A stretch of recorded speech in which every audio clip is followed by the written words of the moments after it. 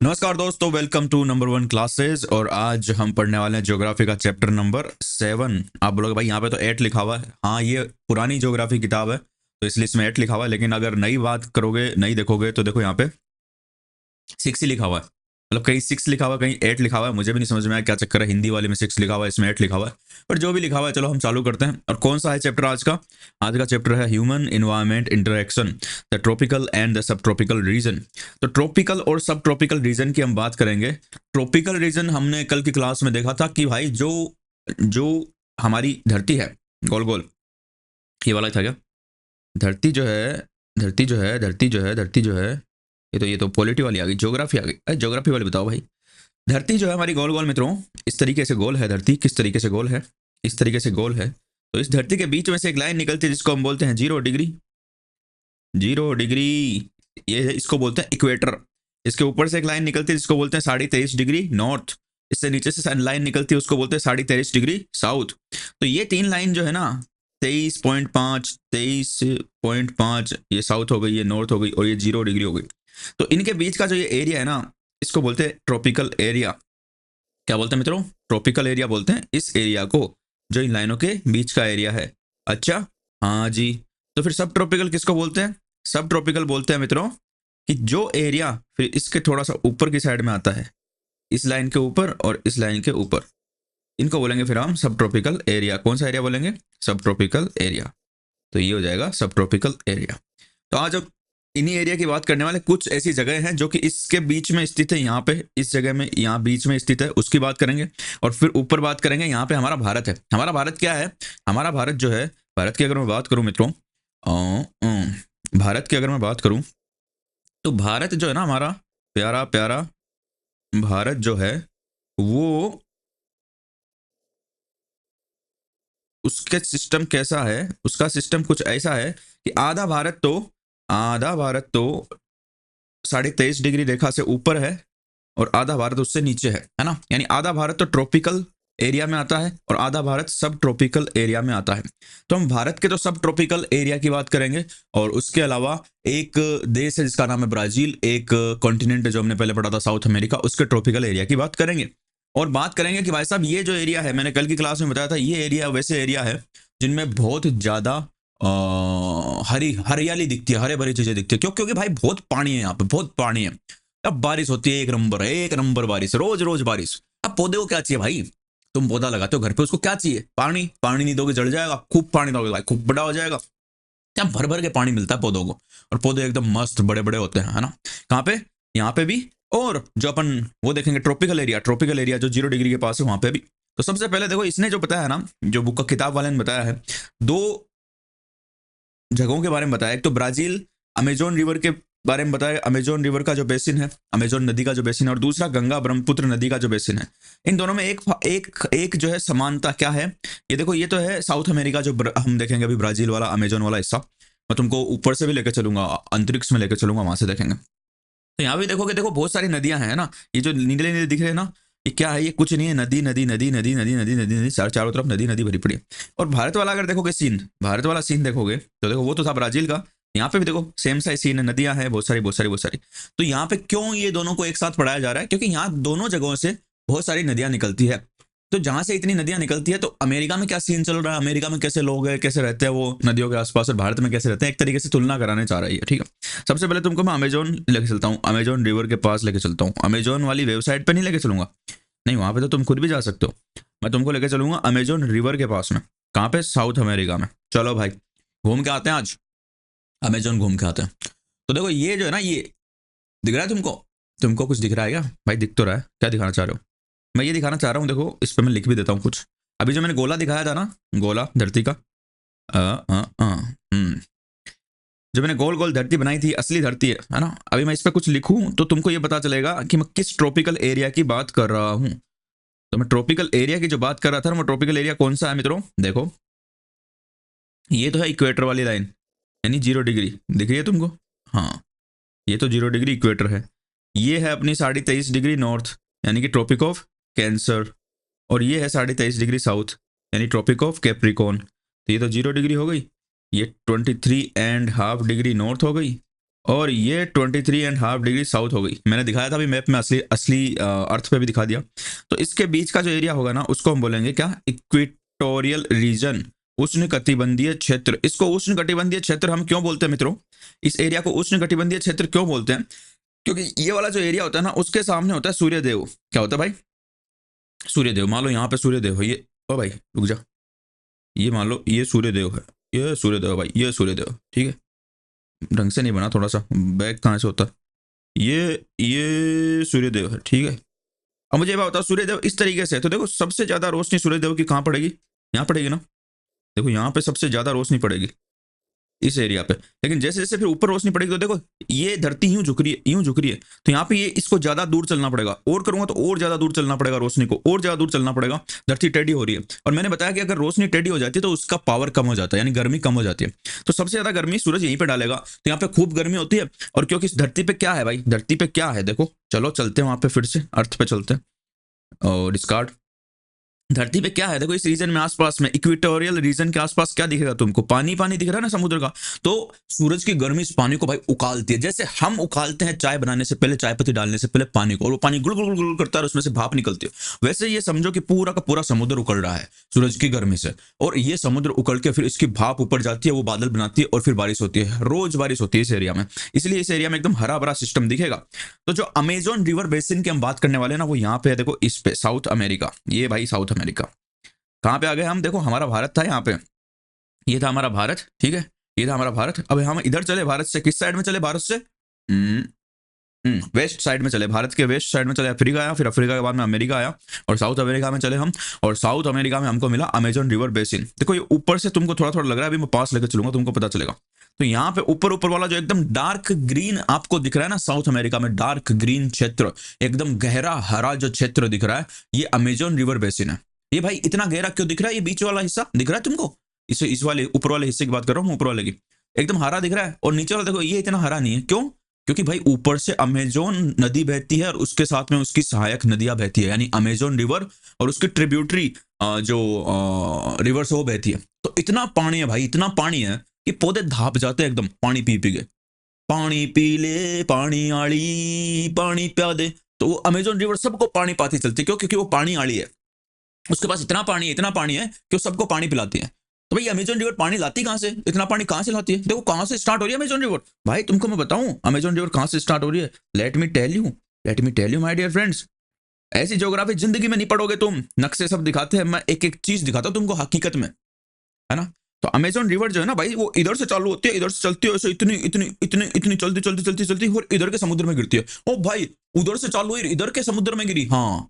बहुत बड़ा है ये साउथ अमेरिका, बहुत बड़ा है, देखो कितना बड़ा है ये। इंडिया तो इसके सामने देखोगे तुम, मैं तुमको दिखाता हूँ, इतनी दूर चल रही है अमेजोन रिवर भाई।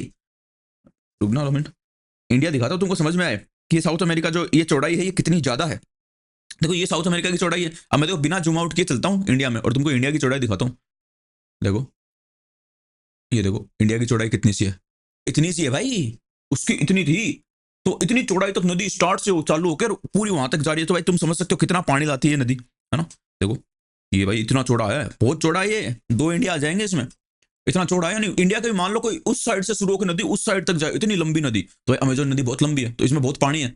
और वो पानी आता है कहाँ से भाई साहब, पानी कहाँ से आता है अमेजोन नदी में, इतना पानी कौन लाता है, टंकी कहाँ है इसकी, टंकी बताओ हमको तो अमेजोन नदी की, तब मानेंगे। टंकी बताता हूँ तुमको मैं, देखो इस साइड में अगर देखोगे ना, इस साइड में जिस साइड में पीला पीला रंग कर रहा हूँ ना मैं, पीला पीला सा समा ऐसे में है तू कहाँ, मेरा दिल ये पुकारे आजा, मेरे गम के सहारे आजा, पीला पीला सा समा। तो जो ये पीला पीला मैंने दिखाया ना, ये पीला पीला कुछ नहीं है, ये पहाड़ है भाई, इधर बहुत बड़े बड़े पहाड़ है, हमने पहले भी देखे थे। इन पहाड़ों का नाम है एंडीज माउंटेन चेन, एंडीज पर्वत श्रृंखला। तो यहाँ पे बहुत ऊंचे ऊंचे पहाड़ है भाई, दुनिया के सबसे लंबे पहाड़ों की श्रेणी में आते हैं ये एंडीज। और जो ये पहाड़ है, ये पहाड़ जो है ना, ये पहाड़ों पे इधर से देखो ये क्या है, इधर पूरा का पूरा समुद्र है। तो सूरज, मैंने बताया यहाँ पे सूरज बहुत गर्मी करता है, बहुत गर्मी पैदा करता है, क्योंकि भाई ये ट्रॉपिकल एरिया है, दिस इज ट्रॉपिकल एरिया। कितने कितनी दूर तक फैला हुआ है ये अभी देखेंगे हम। ट्रॉपिकल एरिया ये 10 डिग्री से 10 डिग्री है ना, ऊपर भी 10 डिग्री है, मान लो इधर भी मान लो 10 डिग्री की लाइन निकल रही है, और नीचे भी यहाँ से 10 डिग्री की लाइन निकल रही है। तो मतलब 10 डिग्री से 10 डिग्री की तरफ फैला हुआ है, बहुत गर्म रहता है, सूरज की सबसे ज्यादा रोशनी गिरती है यहाँ पे। तो ये पानी गर्म करेगा सूरज, ठीक है, और फिर हवाएं उस पानी को इधर लाएगी। अब पानी अगर गर्म होगा तो उसकी भाप ऊपर उड़ेगी, भाप ऊपर उड़ेगी तो हवा में मिल जाएगी। हमने पिछले चैप्टर में पढ़ा था भाई साहब, पानी की भाप जो है ना हवा में मिल जाती है, हवा में मिल जाती है, उसको बोलते हैं मॉइस्चर। तो वो मॉइस्चर से भरी हुई हवाएं, नमी से भरी हुई हवाएं इधर आएगी, इधर आएगी तो इस पहाड़ से टकराएगी।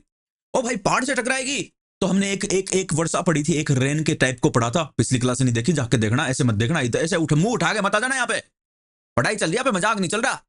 पिछली क्लास में मैंने सब समझाया, वापस नहीं समझाऊंगा मैं। तो जो हवा आती है, जब पहाड़ सामने रहता है तो पहाड़ के ऊपर चढ़ने की कोशिश करती है हवा। मैं चली और देखो पहाड़ के ऊपर चली, मुझे रोके ना कोई, मैं चली। लेकिन उसको रोक लेता है कौन? गर्म हवा है, उसके अंदर भाप है, ऊपर चल रही है, चली चली चली कर रही है, लेकिन ऊपर है ठंड। ऊपर जैसे जैसे जाएंगे मौसम में ठंड बढ़ती जाएगी।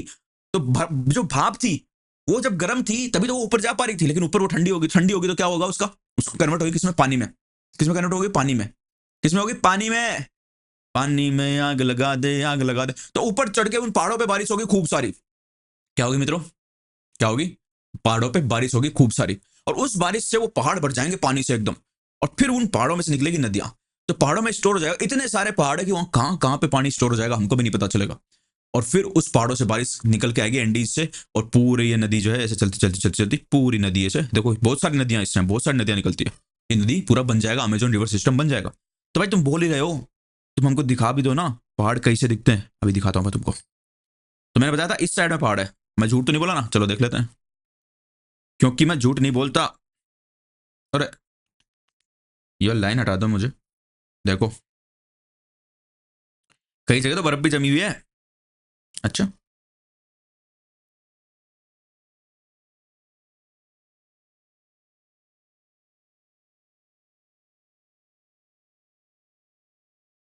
ये लो, देख लो भैया, ये देख लो, ये है एंडीज माउंटेन चैन। एंडीज पर्वत श्रृंखला, बहुत ज्यादा लंबी पर्वत श्रृंखला है ये। क्या होगा इसके, जूम आउट करने तो थोड़ा सा, ये देखो भाई, ये देखो भैया, पूरी की पूरी, ओ अटक रहा है क्या आज, पूरी की पूरी ये देखो भाई कितने पहाड़ है। तो इन पहाड़ों में जो बारिश का पानी इकट्ठा होगा वो कितनी नदियां बनाएगा तुमको पता है ना। तो अमेजोन रिवर इधर से निकलती है, पहाड़ ही पहाड़ है भाई, बहुत लंबे पहाड़ है ये। तो मैंने दिखा दिया तुमको, हाँ भाई दिखा तो दिया तुमने, तुम बोलते वो कर देते हो, ये बात तो तुम्हारी बोलनी पड़ेगी। देखो दूर दूर तक पहाड़ है भाई सब, दूर दूर तक, दूर दूर तक। और चलो हम अमेजोन रिवर कहाँ से निकलती है वो देख ही लेते हैं आज, वो भी आज देख ही लेते हैं। देखो ये जो है रिवर निकल रही है, रिवर का नाम नहीं दिया गया इसने, दे दे भाई। एक्सप्लोरेशन, नहीं नहीं नहीं, जगह का नाम नहीं चाहिए मेरे को मित्र, मुझे मुझे चाहिए कस्टम। बॉर्डर मेरे को नहीं चाहिए, प्लेसेस नहीं चाहिए मुझे, बॉर्डर चाहिए, प्लेसेस नहीं चाहिए, ठीक है। रोड नहीं चाहिए, नहीं चाहिए रोड भाई, पब्लिक ट्रांसपोर्ट भी नहीं चाहिए, लैंडमार्क भी नहीं चाहिए, वाटर, हाँ देखते हैं चलो। तो अमेजोन रिवर भाई साहब ये है, अरे यार ये हटा देता हूँ मैं, क्लीन ही कर लेता हूँ मैं एकदम, है ना, ठीक है। अमेजोन रिवर ये मोटी वाली रिवर है ना, ये मोटी वाली लाइन जो दिख रही है अपने को, ये अमेजोन रिवर की लाइन है। अब देखो ये ऊपर से आ रही है, यहाँ पे पहाड़ के ऊपर से दिख रही है तुमको। अरे भाई पहाड़ के ऊपर चलोगे क्या तुम? हाँ पहाड़ के ऊपर चलेंगे तो पता कैसे चलेगा ऐसे नदी कहाँ से आ रही है। देखो ये नदी भाई यहाँ से निकल रही, अब इस नदी के पास चले क्या, चलो भाई, चल रहा भाई, वो चल रहा है भाई, एकदम पास जाएगा क्या? बहुत पास जाऊंगा मैं एकदम भाई, कितनी पास जाएगा, बहुत पास जाऊंगा भाई। और भाई तू तो एकदम अंदर घुस गया, हाँ।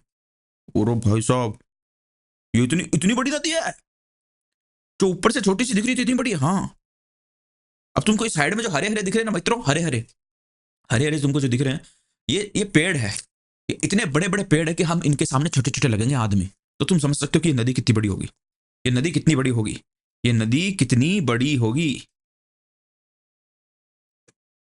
देखो देखो, ये हम पहाड़, देखो ये पूरा पूरा पहाड़ है, देखो यहाँ पे पहाड़ के साइड में से निकल रही है नदी, और नदी हमेशा पहाड़ से निकलती है। पहाड़ में जो होता है नदी का पानी जो स्टोर हो जाता है पहाड़ से, फिर वो नदी बाहर निकलती है। देखो पूरा पहाड़ काट के निकल रही है भाई साहब ये। तो यहाँ पे दो चीजें देखा तुमने कि एक तो अमेजोन नदी जो है, देखो पूरी नदी दिखा रहा हूँ तुमको मैं, ओ भाई तुम तो पहाड़ों की सैर करा रहे हो आज, हाँ। एक तो ये सीखा कि अमेजोन रिवर जो है वो एंडीज पर्वत श्रृंखला से निकलती है। दूसरा हमने ये सीखा कि पहाड़ों का देखो कैसे अपर्दन करती है नदियां, देखो बीच में से पूरा पहाड़ काट दिया, साइड से ऊंचा है, इस साइड से ऊंचा है, बीच में से एकदम पूरा का पूरा। देखो ये देखो, मैं तुमको दिखाता हूँ अपर्दन किस तरीके से करती है, डिनंडेशन जो है किस तरीके से करती है। देखो यहाँ से ऊंचा, बीच में खड्डा किसने किया? पानी ने किया भाई साहब, बह बह के पानी में आग लगा दी, आग लगा दी, आग लगा दी। हाँ, तो दिखा दिया मैं नदी कहां से निकलती है। हाँ जी, तो ये इतनी बड़ी जो नदी है, जो इतने बड़े बड़े पहाड़ों से निकल रही है मेरे मित्रों, उस नदी के बारे में आज पढ़ने वाले हैं, उस नदी के बेसिन के बारे में पढ़ने वाले हैं। अब बात आती है कि भाई बेसिन क्या होता है, बेसिन भी बता दो हमको। वॉश बेसिन तो हमने बहुत सुना है हमारे घर में, अमेजोन बेसिन क्या होता है? तो अमेजोन बेसिन कुछ नहीं होता मित्रों, मैंने जो बताया, मैं इसके वापस से फोटो खींच लेता हूँ एक बार। बेसिन कोई भी नदी का होगा ना, तो उसका मतलब क्या होता है एक बार समझ लो, तुम्हारे दिमाग में खोपड़े में एक चीज बैठा लो कि नदी का तो भाई फिक्स रास्ता होता है। जैसे ये नदी हमें दिख रही है, देखो यहाँ पे पास से देखेंगे तो बहुत बड़ी दिखेगी, ये ऐसे ऐसे ऐसे जा रही है, ठीक है, ऐसे ऐसे ऐसे ऐसे ऐसे ऐसे ऐसे नदी, अमेजोन नदी यहाँ से जा रही है और आगे जाके मिल रही है, ठीक है। और इसकी कई ट्रिब्यूटरी भी, यानी कि सहायक नदियां भी है, जो बीच बीच में इससे आके मिल जाती ताकि इसका पावर और बढ़ सके, तो वो भी ऐसे ऐसे आ रही है। तो नदियों का तो भाई रास्ता फिक्स होता है ना, लेकिन इसको बेसिन नहीं बोलते हम। तुम ऐसे नहीं बोल सकते कि भाई इस जगह से नदी निकली तो वही इसका बेसिन है, नहीं। ये तो हमें सिर्फ ऊपर ऊपर दिख रहा भाई, लेकिन इतना पानी जब ऊपर से बहता है ना जमीन के, तो वो जमीन के अंदर भी जाता है, वो पानी जमीन के अंदर भी घुस जाता है, और वो पानी अंदर घुस के ऐसे फैल जाता है, ऐसे फैल जाता है चारों तरफ। तो जितना पानी तुमको ऊपर दिख रहा है उससे ज्यादा पानी नीचे चल रहा है जमीन के। तो इसका पानी तुमको तो दिख रहा है कि नदी यहां से जा रही है, लेकिन इसका पानी अंडरग्राउंड रूप से यहां तक भी जा रहा है, यहां तक भी जा रहा है, यहां तक भी जा रहा है, वो अंडरग्राउंड जा रहा है, अंडरग्राउंड। इसीलिए तुमको यहां तक हरा हरा दिख रहा है। देखो यहां तक, इतनी दूर तक नदी तो वहीं पे बह रही है, लेकिन उसके कितने हजार किलोमीटर आगे तक हमें हरा हरा एरिया दिख रहा है। देखो ये टोटल एरिया हरा दिख रहा है हमें, क्यों? क्योंकि ये इसका बेसिन है। क्या है? बेसिन। तो नदी का पानी कहां तक जाता है? अंडरग्राउंड, उसको बोलते हैं बेसिन। क्या बोलते हैं? बेसिन। अच्छा, रिवर तो ये है, लेकिन ये बेसिन इसका इतना बड़ा है। तो इस अमेजोन बेसिन के बारे में हम पढ़ेंगे, और मैंने तुमको दिखा दिया, नदी दिखा दी, बेसिन दिखा दिया, सब कुछ दिखा दिया। अब क्या लुटोगे, मेरी जान लोगे क्या? तू जान जान कह के मेरी जान ले गई। तो कहां पे आ गए अपन? अपन आ गए एनसीईआरटी में। अब पढ़ लेगा इसको, ज्यादा कुछ है नहीं, तुमको समझा दिया ना, तुमको समझ में आ जाएगा भाई कि क्या चीज पूछना चाह रहा है। ये कोई रेणु का नाम की थी, ये कुछ बोल रही है, अपन इसकी कहानी में इंटरेस्टेड नहीं है, वी आर नॉट इंटरेस्टेड। हम सीधा पढ़ेंगे life in Amazon basin. Amazon basin समझ गए क्या, किसकी बात कर रहा हूं? अच्छा, जो अमेजोन बेसिन था ना मित्रों, उसमें बहुत सारे देश थे। हमने जो ये चीज देखी ना, ये जो इतना हरा हरा देखा ना, अब ये तुम्हारा गार्डन नहीं है, ये छोटी सी जगह नहीं है भाई, ये तो मैंने ऊपर करके दिखा दी तुमको। ये हजारों लाखों किलोमीटर का एरिया है, इसमें बहुत सारे देश आ गए। मैंने बताया ना 2 भारत फिट हो सकते हैं इस चौड़ाई में, इतना चौड़ाई है, तो इसमें कई देश आ गए। तो कौन कौन से देश अमेजोन बेसिन में है, उनके बारे में हम छोटे नक्शे में देखेंगे मित्रों। देखो ये बोल रहा है कि भाई अमेजोन बेसिन के बारे में तो तुम बाद में समझ लेना, पहले इस नक्शे को देख लो। हम देखते हैं, जो हमने अभी उसमें देखा ना, अर्थ में देखा, वो देखो ये है, ये वो सिस्टम अमेजोन बेसिन। तो इसमें कौन कौन से देश आ गए? अब इसमें तो क्या मजा आएगा बताओ, उसमें जितना मजा है यहाँ पे आ सकता है क्या? ना। तभी तो मैं बोल रहा हूँ कि ज्योग्राफी पढ़ाने के तरीके बदल दूंगा मैं, यूट्यूब के ऊपर ज्योग्राफी का सारा सिस्टम बदल दूंगा मैं, सिस्टम एंग कर दूंगा मैं। चलो, तो भाई देखो यहाँ पे ये अमेजोन रिवर निकल रही है, और कितने देश है इस बेसिन में? तो एक तो ये देश है कोलंबिया नाम का, एक इक्वाडोर नाम का देश है ना, और कौन सा है? पेरू नाम का देश है। वेनेजुला के भी थोड़े से टांग लगा के जाती है। गुयाना है, सुरीनाम है ना, फ्रेंच गुयाना है। और यहाँ पे बहुत बड़ा देश है जिसका नाम है ब्राजील, ठीक है। बोलेविया से भी देखो अमेजोन बेसिन निकलता है थोड़ा बहुत। तो ये सारे के सारे देश है भाई साहब। और अमेजोन बेसिन कहाँ से कहाँ तक फैला हुआ है? तो 10 डिग्री नॉर्थ, देखो ये 10 डिग्री नॉर्थ की लाइन है, 10 डिग्री दिख रही है ना, 10 डिग्री नॉर्थ की लाइन से लेके 10 डिग्री साउथ तक अमेजोन बेसिन लगभग लगभग फैला हुआ है। इससे नीचे भी है थोड़ा सा, लेकिन बोलते हैं लोग इसको क्योंकि बोलने में अच्छा लगता है ना। अभी कोई बोले कि 10 डिग्री नॉर्थ से लेके और 19.2/5 डिग्री साउथ, अच्छा नहीं लगेगा बोलने में, है ना, अच्छा नहीं लगेगा। तो क्या बोल दिया इसको कि भाई 10 डिग्री नॉर्थ से 10 डिग्री साउथ में अमेजोन बेसिन फैला हुआ है। और हमको पता है भाई साहब कि 23.5 डिग्री से लेके 23.5 डिग्री, यानी 23.5 डिग्री नॉर्थ से लेकर 23.5 डिग्री साउथ तक होता है इक्वेटोरियल रीजन। और इक्वेटोरियल रीजन का मैंने तुमको बताया कि वहां सबसे ज्यादा धूप पड़ती है, तो वहां पे सबसे ज्यादा बारिश वारिश भी होती है। अच्छा जी, बताया ना मैंने भाई, तुमने बताया तो सब दिया, तुमने भाई बताया तो सब दिया, हमको समझ में सब आ गया। लेकिन हम पढ़ेंगे नहीं, पढ़ लेंगे तो हम पास हो जाएंगे, हम समझेंगे। तो समझ के भाई साहब तुम एनसीईआरटी खोल लेना, डाउनलोड भी हो जाती है मोबाइल में, एक बार बांच लोगे ना, पढ़ लोगे, तुम्हारे सब खोपड़े में बैठ जाएगा। मैंने ऑलरेडी सब कुछ खोपड़े में बैठा दिया। क्या लिखा? Notice that the tropical region lies very close to the equator between 10 degree north and 10 degree south. तो ये बोल रहा है भाई कि जो ट्रॉपिकल रीजन है ना भाई, वो इक्वेटर, बड़ा चमकता है, वो इक्वेटर के पास में, यानी 0 डिग्री वाली लाइन के पास में है। तो यहाँ पे अगर 0 डिग्री की लाइन है, ये लाइन 0 डिग्री की है, ये 0 है, तो 10 डिग्री इसके पास होगा, नीचे वाला ये नॉर्थ वाला 10 डिग्री हो गया, ये साउथ वाला 10 डिग्री हो गया। समझ गए बात? तो इस 10 से 10 के बीच में कौन है? Amazon basin. So it is referred to as equatorial region. The river Amazon flows through this region. Amazon नदी इस region के through flow करती है.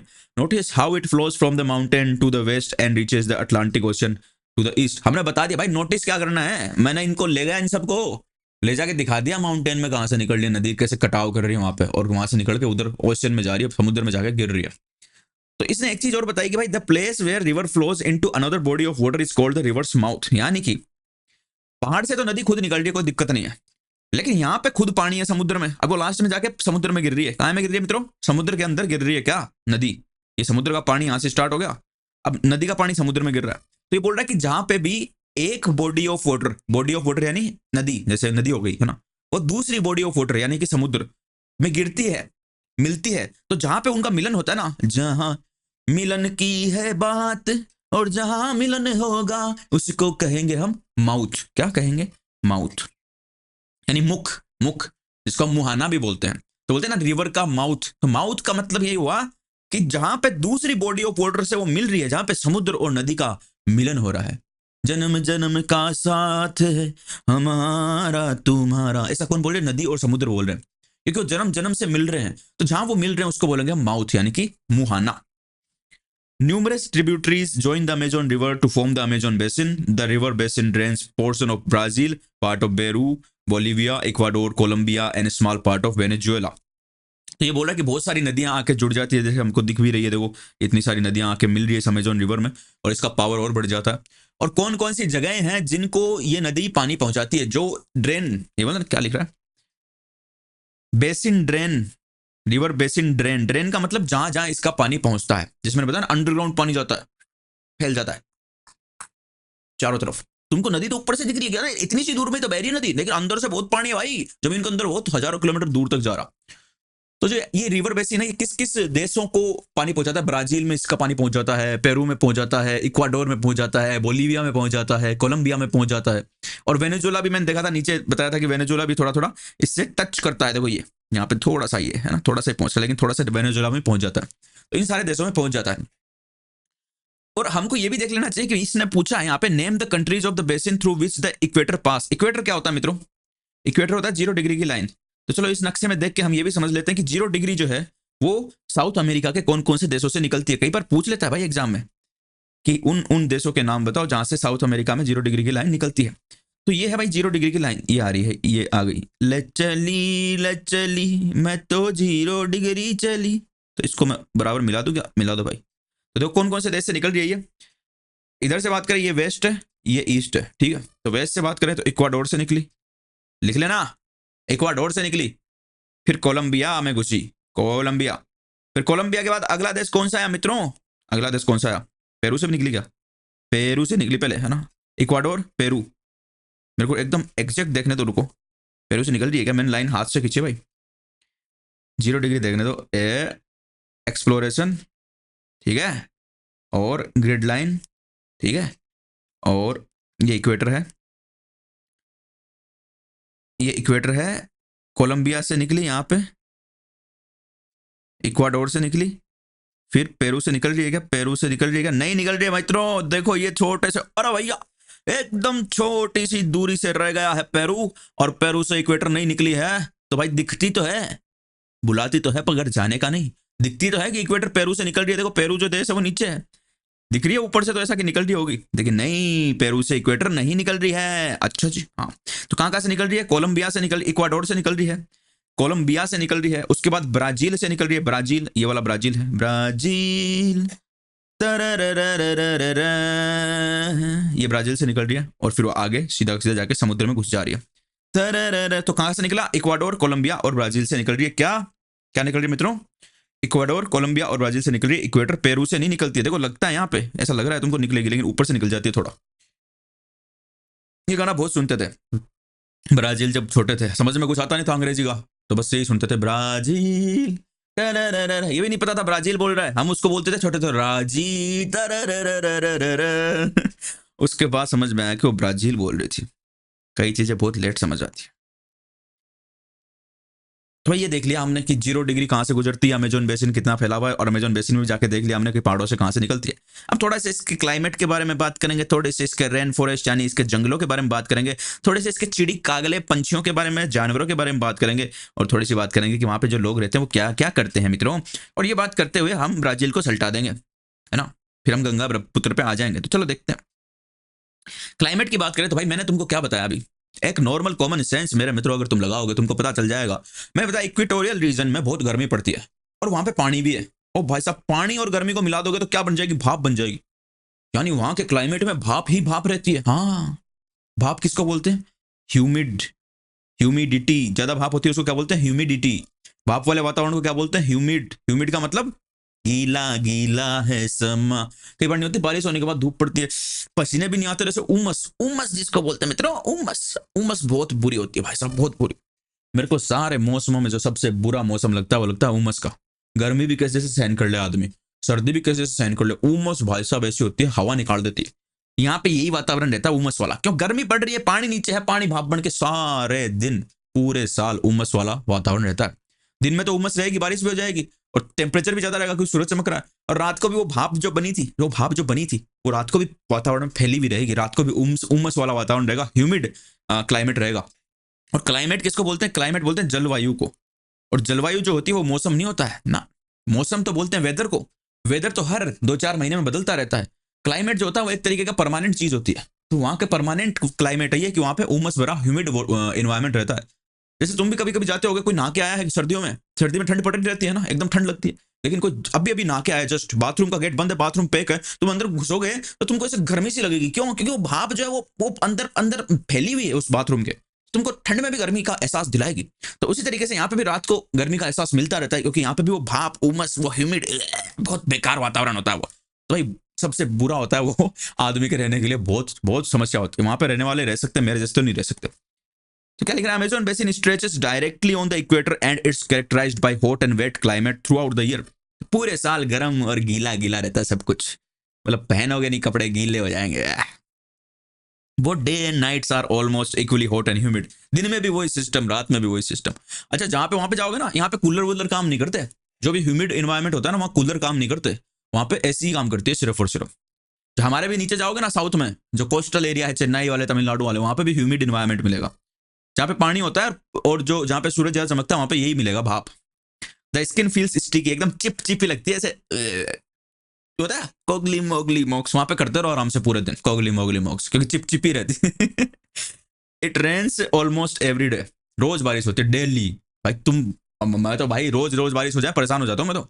हाँ ठीक है, 3 महीने में, सावन के महीने में एक दिन छोड़ के एक दिन हो जाए, लेकिन रोज रोज ही बारिश होती रहे, और वो भी पूरे साल, और वो भी हर साल, भाई दिमाग का दही हो जाएगा। लेकिन वहां होती है रोज, दैट टू विदाउट वार्निंग, कोई वार्निंग नहीं देती बारिश। यानी अभी मान लो अभी बारिश हुई, अब बारिश होगी खत्म हो गई, तुम सोचोगे चलो घूम के आते हैं, अब थोड़ी बारिश होगी, अभी हुई है, तुम जैसे ही निकले थोड़ी सी दूर गए वापस से बारिश हो गई, बिना वार्निंग। क्यों, क्योंकि इतना पानी है भाई, और सूरज की गर्मी पड़ रही है, पानी बहुत है, पानी का भाप बनती रहती है, बादल बनते रहते हैं, बरसते रहते हैं वहीं पे वहीं पे। तो भाई ये चक्कर चलता रहता। The day temperature are high with high humidity, at night the temperature goes down but humidity remains high. तो दिन का टेम्परेचर, दिन में तो दो चीज मारती है, एक तो टेम्परेचर सूरज की गर्मी और उसके साथ में उमस। और रात को सूरज की गर्मी तो खत्म हो जाती है, लेकिन उमस फिर भी रहती है। वो भाप जो इतनी बनी है पानी की, वो जाएगी कहीं पे, जाएगी क्या, रात रात में थोड़ी चली जाएगी कहीं पे यार, तो वहीं पे वो घूमती रहती है, और वो उमस वाला वातावरण रहता है। और यहाँ की खास बात यह है कि यहाँ के लोग इतने अमीर भी नहीं है, यहाँ के जो लोग हैं ना इन देशों के, वो गरीब है, इतने ज्यादा पैसे नहीं उनके पास। तो इस उमस भरे वातावरण होने के बावजूद भी वो एयर कंडीशन नहीं लगा सकते अपने घर में, ये एसी लगा लिए मजे मार रहे हैं ना, उनके बस की बात है नहीं एसी लगवाना, समझे। अब बात करते हैं रेन फॉरेस्ट की। यहाँ के जो रेन फॉरेस्ट, यानी देखो ये वाले फॉरेस्ट जो मैंने तुमको दिखाए भी थे, देखो ये हरे हरे तुमको जो दिख रहे हैं ना, अब इनके पास में लेके चलो तुमको, तो ये है वर्षावन रेन फॉरेस्ट। इतने भाई, इतने घने जंगल है ना ये, इतने घने जंगल है, इसमें घुस जाओगे तो तुमको ढूंढ के लाना मुश्किल हो जाएगा, ढूंढ के लाना मुश्किल हो जाएगा। बहुत घने घने जंगल है। तुमको जो घास दिख रही है ना, ये घास नहीं है, ये बड़े बड़े जंगल है मित्रों, बड़े बड़े जंगल है। लोड क्यों नहीं हो रहा ये, होता तुमको दिखाता मैं अभी, देखता हूँ हो जाए तो। ये देखो ये रिवर है, ये रिवर है,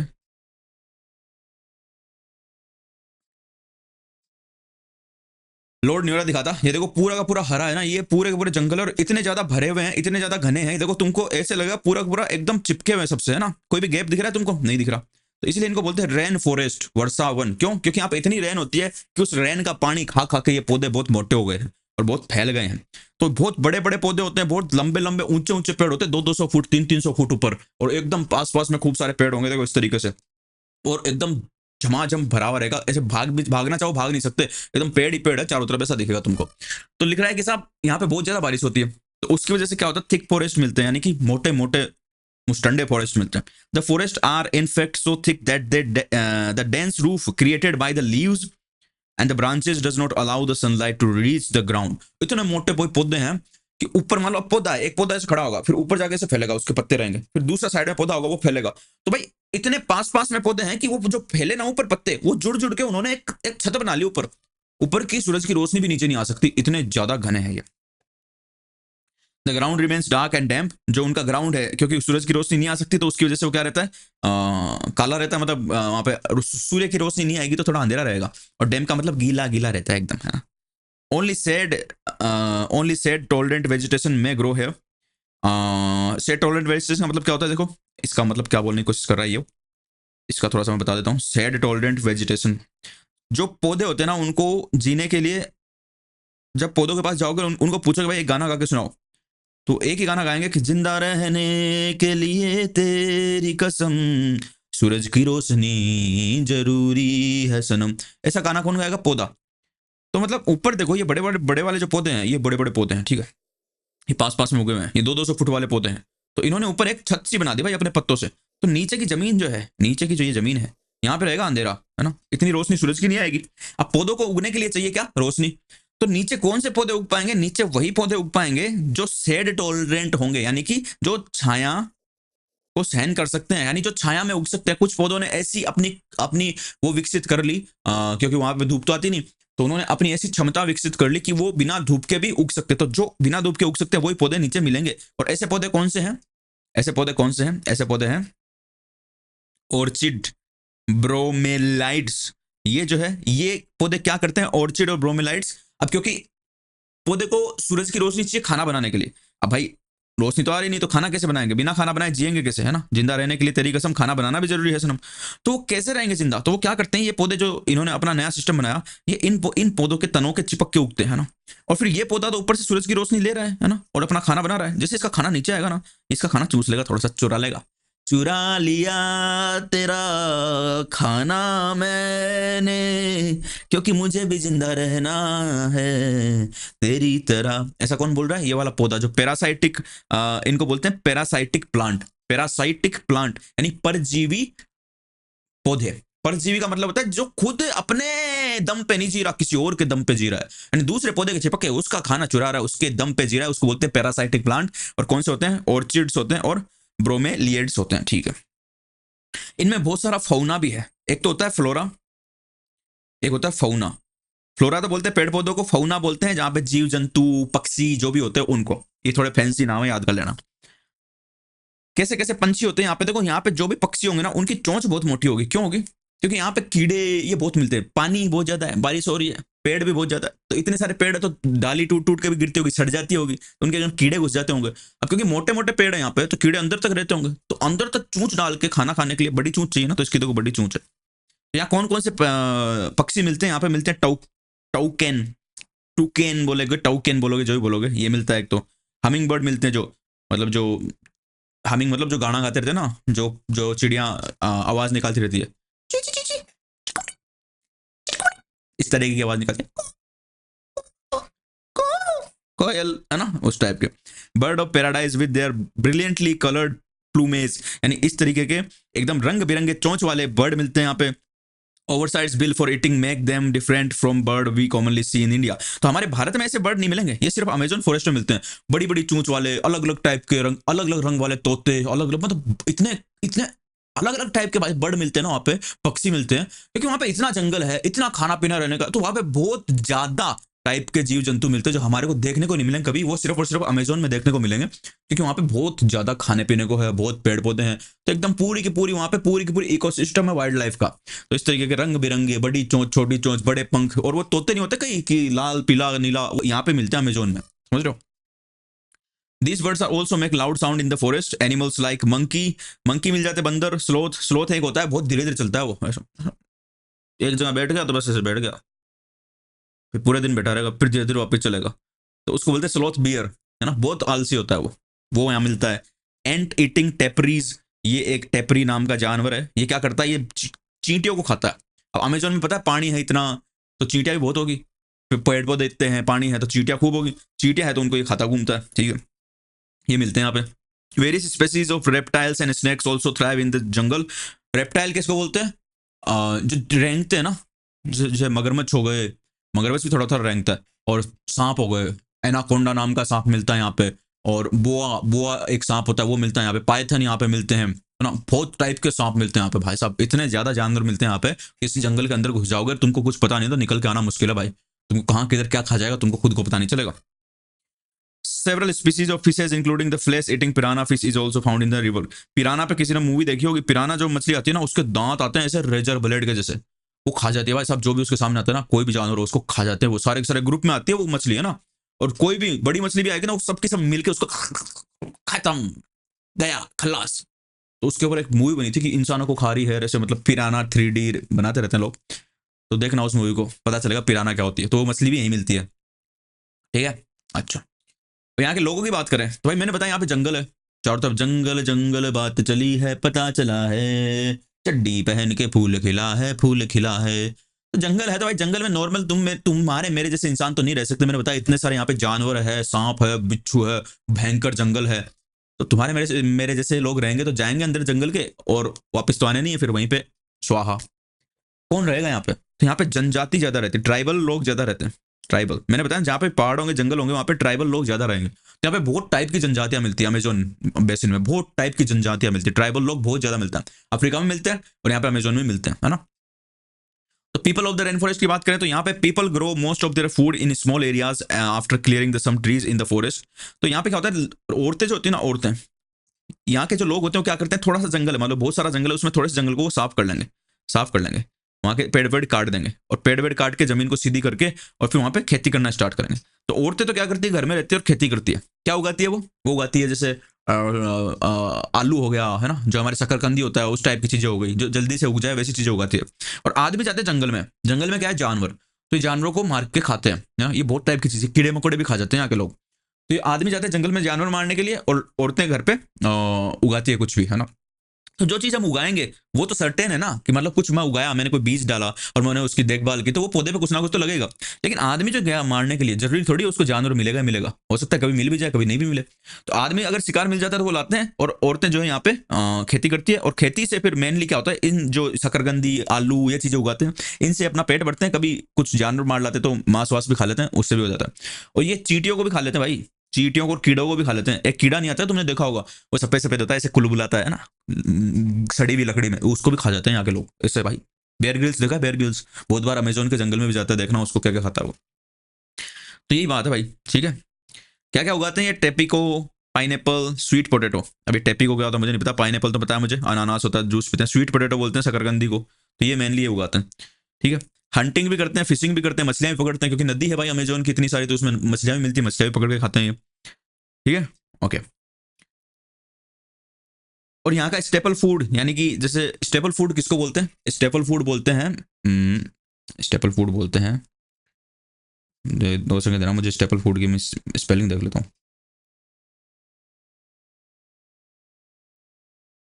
मुख्य आहार, मुख्य आहार मतलब जो नॉर्मल कंडीशन में हम ज्यादा खाते हैं, जैसे हमारे जो इधर राजस्थान साइड में जो लोग हैं वो गेहूं ज्यादा खाते हैं, अभी पश्चिमी बंगाल में उधर जाओगे, तमिलनाडु में उधर चावल ज्यादा खाते हैं, तो वहाँ का चावल स्टेपल फूड है, हमारा गेहूं है।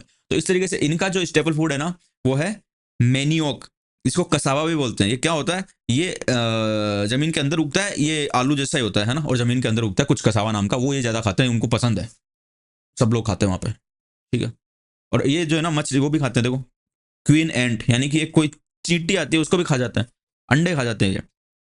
और बाकी कॉफी उगाते हैं यहाँ पे लोग, मेज यानी मक्का उगाते हैं, और कोकोआ चॉकलेट जिससे बनती है ना वो यहीं पे उगता है, बहुत ज्यादा उगता है। तो ये भी उगाते हैं, इनको बेचते हैं, ये इससे कमाई हो जाती है क्योंकि इनका डिमांड इंटरनेशनल मार्केट में बहुत ज्यादा है। तो कॉफी, मक्का और कोकोआ उगाते रहते हैं ये लोग, ठीक है। और ये बहुत सारे इनको यहाँ से जंगल जंगल है इतना बड़ा, तो इनको बहुत लकड़ी वकड़ी मिल जाती है वहां से, तो उससे घर बना लेते हैं। किस टाइप के घर में रहते हैं, क्योंकि इनका जंगल है भाई साहब, तो जंगल में ये झोपड़ी बना के रहते हैं, थेस्ट हाउस यानी झोपड़ी, घास फूस की झोपड़ी, ठीक है। नॉर्मली तो सारे के सारे थेस्ट हाउस में रहते हैं, लेकिन कुछ लोग जो जिनके पास पैसे ठीक आ गए, जिन्होंने ज्यादा कॉफी उगा ली, मक्का उगा लिया, चॉकलेट उगा ली, बेच दी, पैसे कमा लिए, तो वो थोड़े लार्ज अपार्टमेंट यानी बड़े घर भी बना लेते हैं, जिनको बोलते हैं मलोका। किसको बोलते हैं, जो बड़े घर बनाते हैं उनको मलोका बोलते हैं, जिनमें ऐसी ऐसी झुकी हुई, देखो जो भी जहाँ पे ज्यादा बारिश होगी ना, जहाँ पे बारिश ज्यादा होगी ना वहाँ के घर ऐसे ही मिलेंगे, ऐसी ऐसी छत मिलेगी उनके घरों की ऐसी, ताकि बारिश का पानी आए तो वो नीचे चला जाए, अंदर नहीं जमा हो। तो झुकी हुई छत वाले जो बड़े घर होते हैं, जिनके पास पैसे होते हैं, उनको बोलते हैं मलोका, ठीक है। पहले जो है ये ऐसे ही रहते थे सब लोग, कि जंगल में जाते थे, शिकार करके लाते थे, मार के खाते थे, इस तरीके से इनका मस्त काम चल रहा था, एकदम बढ़िया। लेकिन फिर क्या हुआ, डेवलपमेंट डेवलपमेंट हुआ। पहले इस जंगल में जाया नहीं जा सकता था, है ना। देखो ये जो है ना, इतना भाई इतना भारी जंगल था ये, इसके अंदर घुसना बहुत मुश्किल था, है ना। ये जो आपस में इस जंगल में जो देश फैले हुए ना, उनमें कोई कनेक्टिविटी नहीं थी। लेकिन फिर एक हाईवे निकाला गया, एक हाईवे निकाला गया, हाईवे पूरा यहाँ पे, पूरा यहाँ से लेकर ऊपर से लेकर नीचे तक एक हाईवे जंगल काट के बनाया गया। तो उससे सारे देश कनेक्टेड हो गए, तो वहां पे डेवलपमेंट भी चालू होगा। जब हाईवे जुड़ जाएगा तो लोग और भी पहुंचेंगे, और सामान वामान भी पहुंचेगा। तो फिर पहले जो ये लोग जंगल में आराम से रहते थे, जंगल वंगल नहीं काटते थे, फिर इन्होंने जंगल काटना ज्यादा स्टार्ट कर दिया, है ना। जंगल काटना स्टार्ट ज्यादा कर दिया। मैं तुमको दिखाऊं क्या वो हाईवे, देखो, दिख जाता तो दिखा देता हूँ मैं। जंगल के बीच में से जा रहा है भाई, वो बहुत बड़ा हाईवे, ट्रांस अमेजोन हाईवे।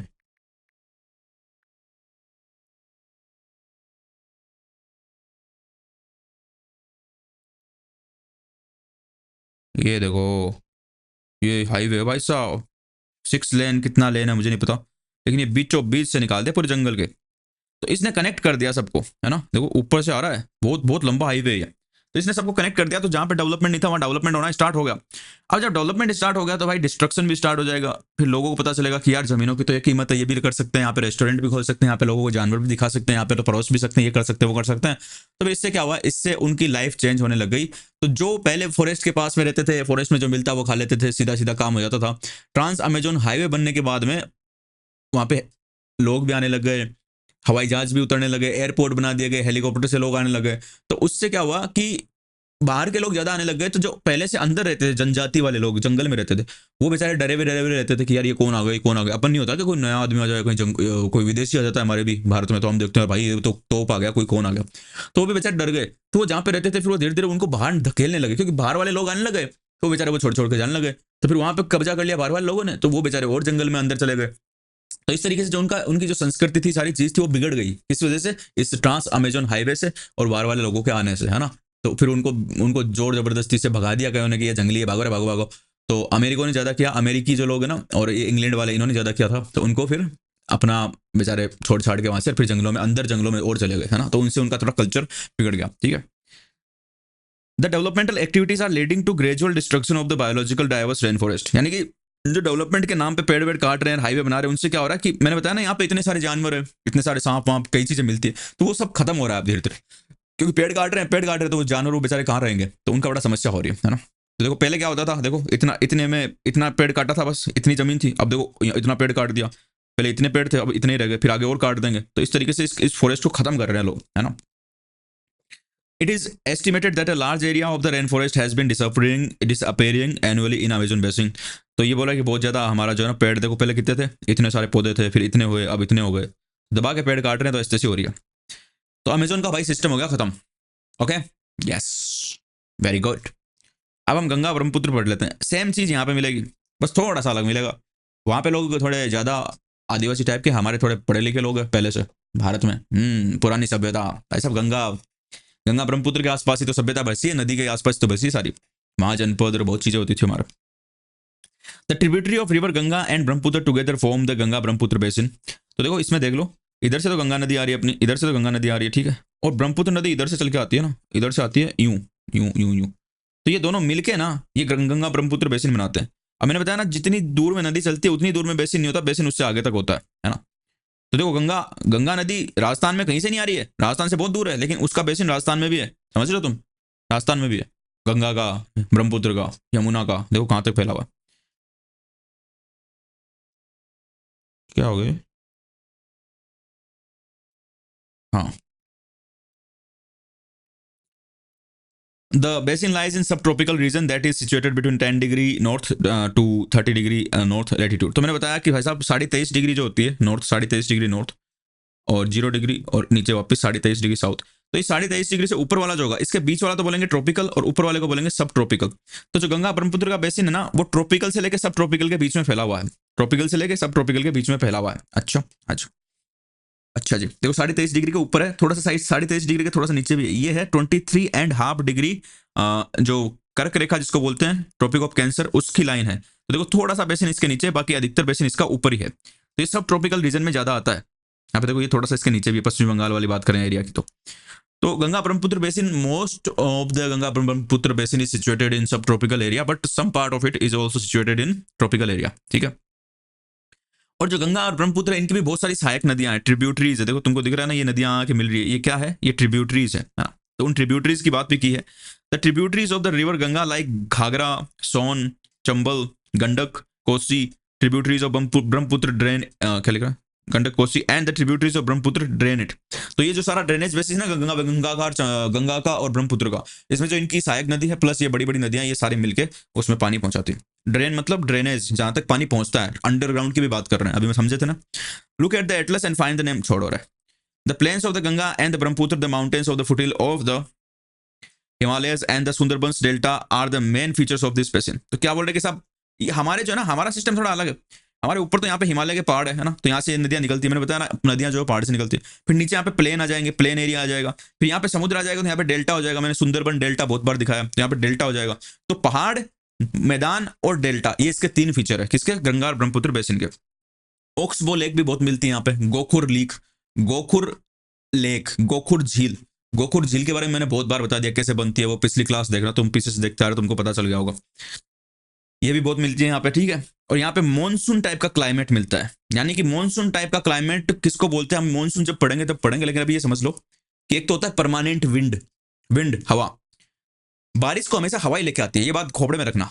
हवा को कोई लेके आता है तो बारिश लेके आती है, हवा ही वो गाड़ी है जो बारिश के पानी को लेके आती है। तो एक तो परमानेंट विंड होता है जिसमें विंड एक ही साइड में चलती रहती है, ऐसे चल रही है तो ऐसे चलती रहेगी पूरी साल, ऐसे इधर ही इधर ही। लेकिन मॉनसून विंड में क्या होता है कि वो कुछ टाइम तो ऐसे चलती है और कुछ टाइम उल्टी दिशा में चलती है, यानी कुछ टाइम तो जा रही है, कुछ टाइम आ रही है। तो इसलिए आजकल हमारी तरफ मॉनसून की विंड आ रही है, जो अभी अभी जो चल रहा है ना, अगस्त का टाइम चल रहा है, तो हमारी तरफ मॉनसून की विंड आ रही है।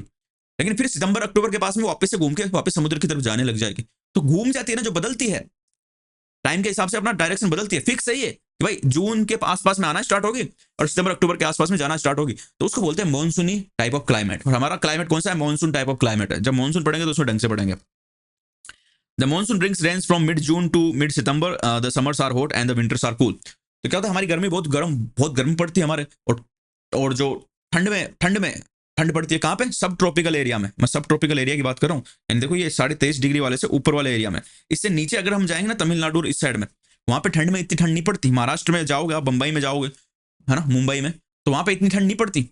लेकिन ऊपर आओगे आप, राजस्थान, दिल्ली, हरियाणा, यहाँ पे ठंड में बहुत ठंड पड़ती है, क्योंकि ये सब ट्रॉपिकल एरिया है। इस 23.5 डिग्री वाली लाइन के ऊपर वाला जो ये एरिया है, ये एरिया है इस लाइन के ऊपर वाला, ये सब ट्रॉपिकल एरिया है, और सब ट्रॉपिकल एरिया में ठंड पड़ती है। वो तो भाई भलाओ भगवान का कि यहाँ पे हिमालय दे दिया, तो वो एक दीवार की तरह काम करता है। अगर हिमालय नहीं होता तो ऊपर से इतनी ठंड आती, बर्फ जमती भाई राजस्थान में।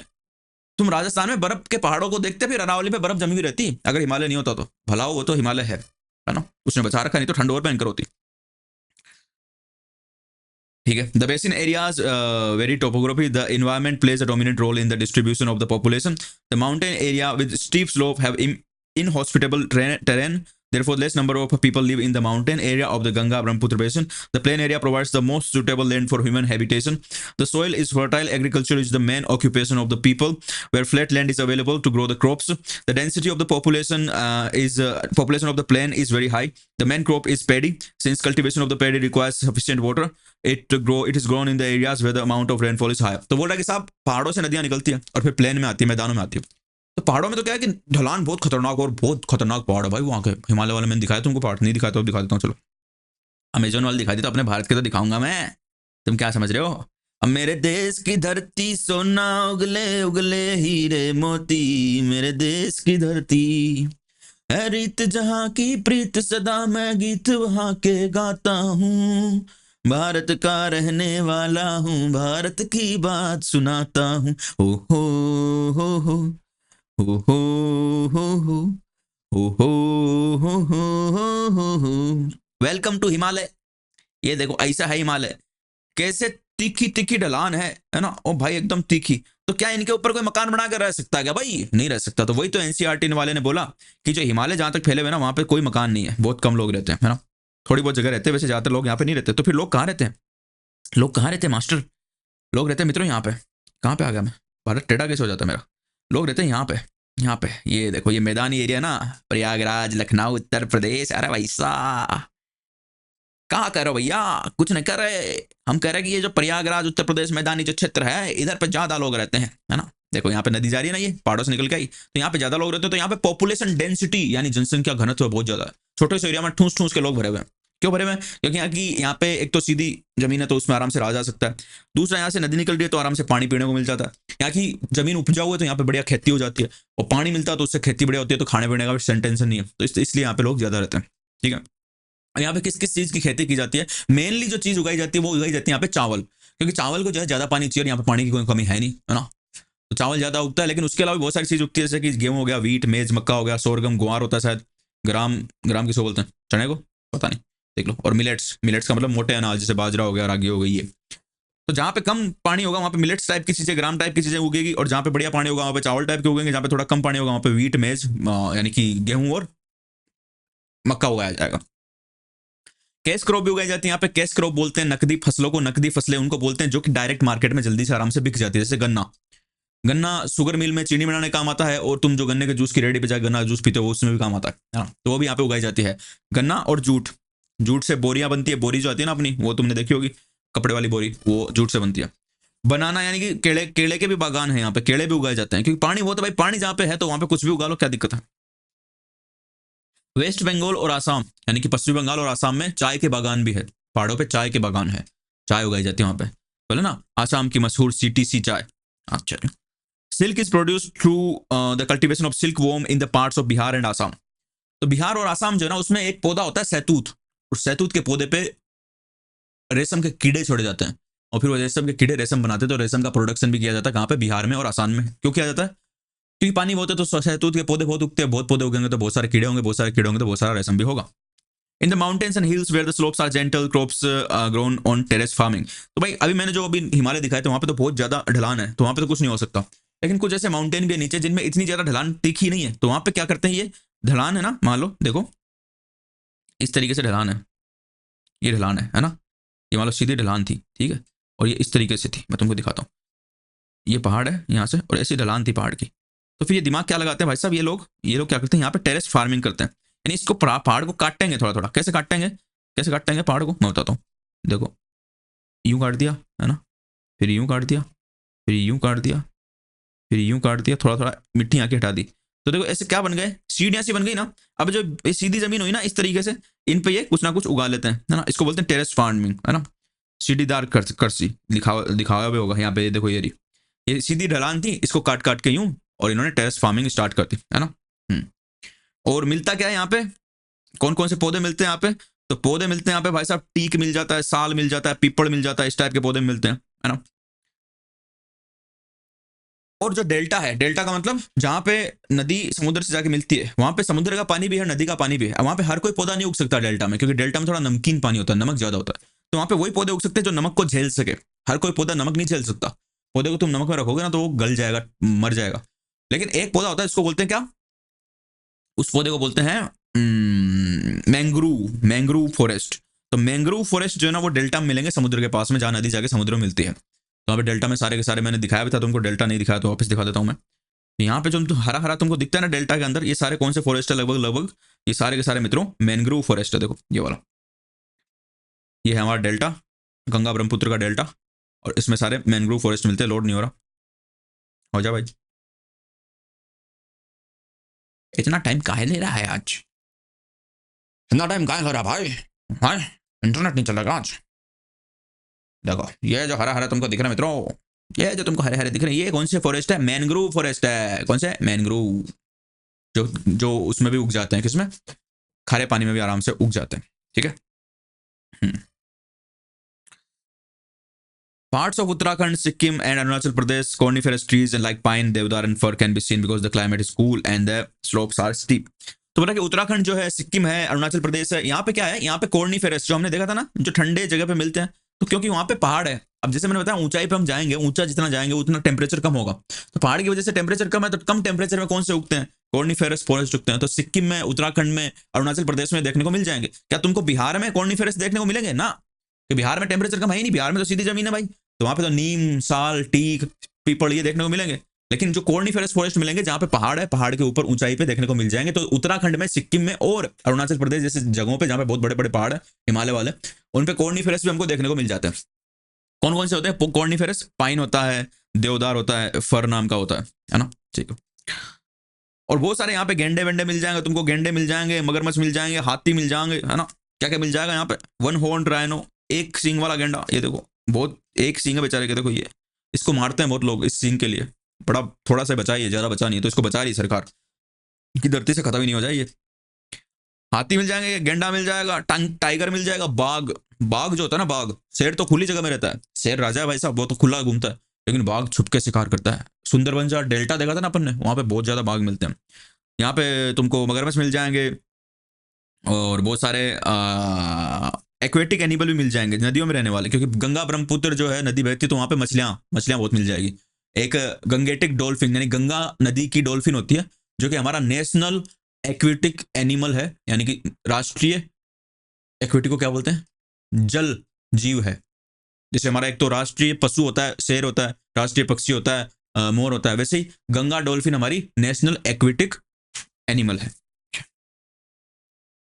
कौन कौन सी मछलियां और मिलती हैं यहाँ पे? तो यहाँ पे रोहू मिलती है, कटला मिलती है, हिल्सा मिलती है। मछलियों का हमको पता नहीं भाई, ना ही तो हमारे इधर नदियां हैं, ना ही कोई मछली वछली है, और ना ही हमारा कोई मछली वछली खाना है यहाँ पे, है ना। शुद्ध शाकाहारी प्राणी है, तो देख लेना, रोहू, कटला, हिल्सा नाम की मछली मिलती है। और फिश एंड राइस यहाँ पे लोग ज्यादा खाते हैं, क्योंकि नदी जहाँ पे होगी वहां पे फिश खाएंगे खाएंगे लोग, है ना, कुछ नहीं हो सकता उसका। ठीक है। और क्या बच गया? ये देखो बंगाल टाइगर है, ये छुपा हुआ रहता है जंगल में भाई साहब। टाइगर बहुत खतरनाक होता है, शेर दिख जाता है, टाइगर दिखता ही नहीं। और यहाँ पे क्या है कि क्योंकि मैंने बताया कि बहुत डेंसली पॉपुलेटेड एरिया है, यानी बहुत ज्यादा लोग यहाँ पे रहते हैं, तो पुराने पुराने शहर है, बनारस है ना, बनारस, और जो प्रयागराज है, वाराणसी है, लखनऊ है, कोलकाता है, पटना है, इस टाइप के बड़े बड़े शहर यहाँ पे है मित्रों। तो इन शहरों की वजह से यहाँ पे कई हजारों लाखों लोग रहते हैं उन शहरों में। तो उन शहरों की जनसंख्या ज्यादा है, तो वहां से वेस्ट वाटर भी निकलता है, गंदा पानी भी निकलता है, कई गंदगी भी निकलती है। तो वो गंदगी क्योंकि नदी पास से जा रही है, उस नदी में बहा देते हैं लोग, तो उससे नदी हो जाती है प्रदूषित, पॉल्यूटेड हो जाती है ना। हम्म।